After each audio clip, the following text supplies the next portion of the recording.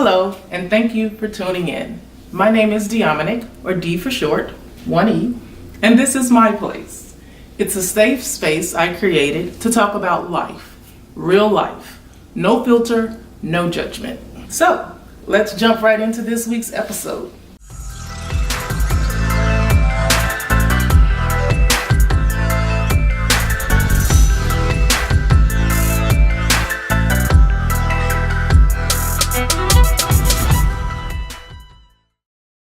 Hello again and welcome back to Dee's Place. I am so glad you joined me as always. We are finally getting to the topic that I came here to talk about, which is getting over the hurt. So today I'll just talk about the reasons why or how I got past the everyday tears. And I must say that I'm definitely not 100% back to where I normally am or would want to be, but I'm totally not where I was on day 8.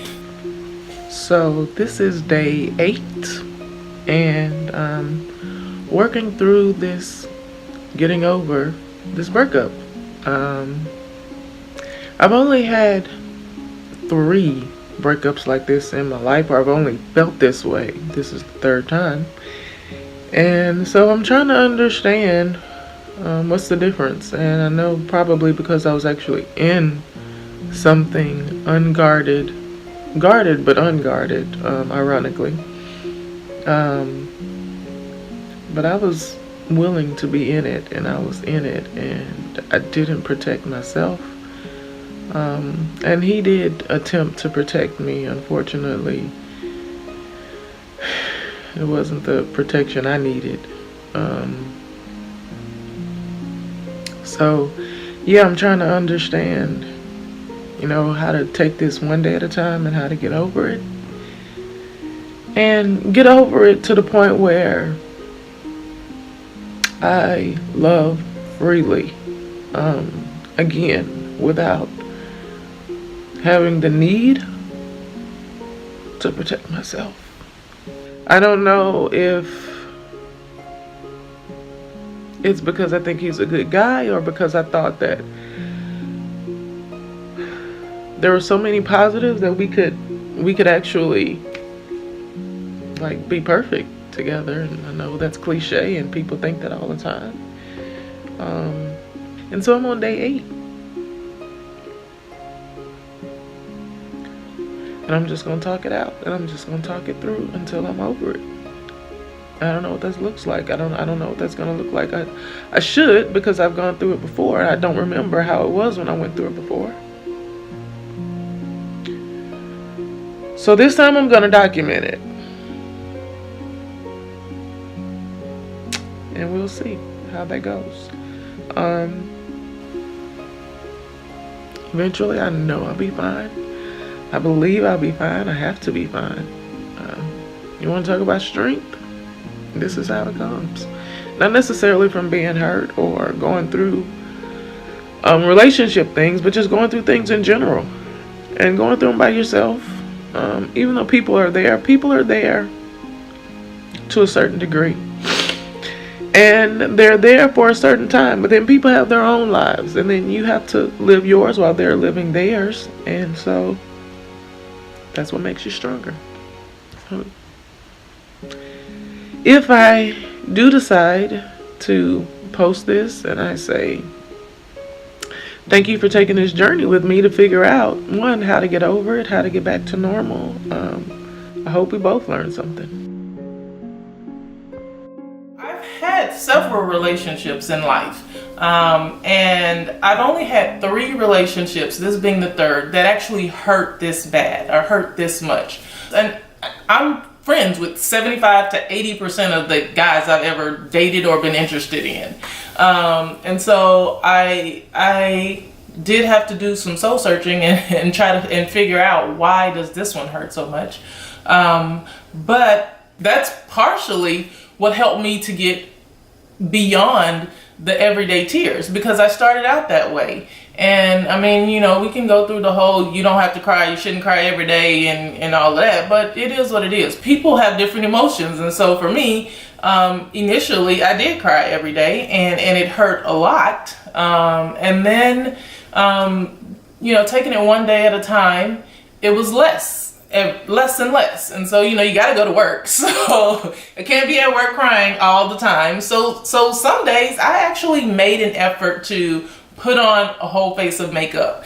So I have a 5-minute makeup set, a 10-minute makeup set, and a 15-minute makeup set. 15-minute is max. I will wake up and do 15-minute makeup so that, you know, I'm not crying, because once you put on makeup, you really can't cry. You know, you can't really mess that up. You will not believe how I felt when I heard the song on television that says, cause cover girls don't cry after the face is made. Yeah, that. So when I heard that, I was like, oh my gosh, how do they know? Because if I put on a full face of makeup, I'm gonna tell you what I'm not doing that day: crying. So I did that some days just to make sure I didn't cry. But I didn't stop myself, like on a regular basis when I got home. If I felt like crying, I let myself cry. And that's not normal for me. Normally I stop myself. But I didn't. I let myself cry. And I felt like I needed to allow myself to if that's what I needed to release and to get over, then that's what I allowed myself to do. So this is what I did do. I think I'll probably do another episode of what I didn't do. I would talk to friends, and mind you, I'm not one, I can vent once about something.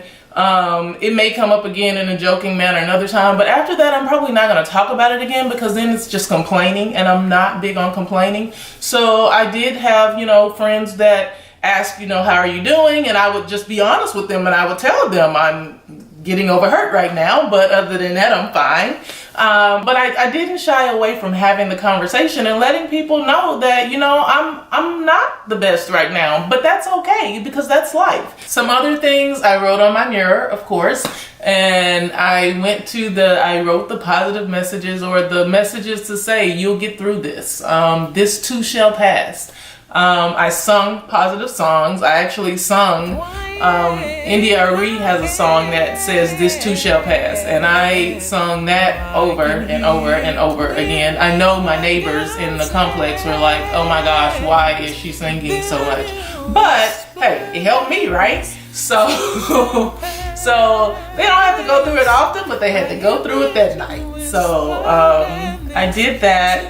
I put myself on my own prayer list. So I made sure while you're going through the list praying for everybody else and all of the stuff that they've asked you to pray for, make sure you pray for yourself. Make sure you get healing for yourself. Make sure you're able to be back to your normal, and ask God to help you through that. So I put myself on my own prayer list. I still hung out with my friends. Even if I didn't feel like hanging out or being around people, I still made it a point to do that. I made it a point to make sure I didn't slack up in going to church or stop doing anything that I would normally be doing, so that, you know, I could continue to be in my normal environment. That kind of helped me get back to my normal self. So I spent time with male friends, and none of these guys were guys who were interested in me. So I didn't have to worry about, like, why is he saying this? Or does he have an ulterior motive? Or is he trying to say something? All of that, I didn't have to worry about any of that. So I could just be myself. And in being with males, it kind of just reassured me that I am still funny, and I can still hang out and have a great time, and men really do still enjoy hanging out with me, and I don't know really why that mattered as much, or why it felt the way that it did, but it was reassuring for me. And so I enjoyed just hanging out with my guy friends. Some other things I did, I made sure to joke about it as much as I could, just to help kind of like express myself and to get the the hurt, just get it out. Just get it all out and then just push it out. And then I did a couple of other things. One, I wrote down how I was feeling when I was feeling some type of way, and I wrote down why I was feeling that way. And I asked myself honestly, like, why does this hurt so much? And for the other two, like, why did these three hurt? And then I answered, like, I really searched for the answer. I mean, I had to take the time to go through and read through, like, what hurt? How did I feel? Why did I feel that way? And then it boiled down to, I felt like it was unfair.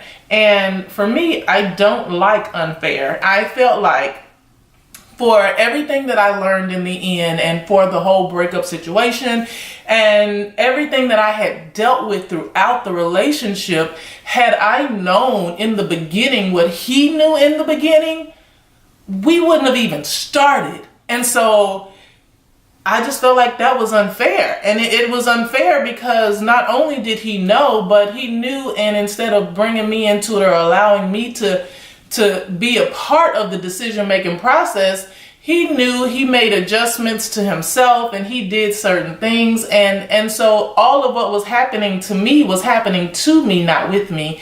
And so it bothered me. It hurt to have that happen. And so that's what I boiled it down to. Basically, it was just unfair. And that was also the difference between those three relationships and all of the relationships that I've had before.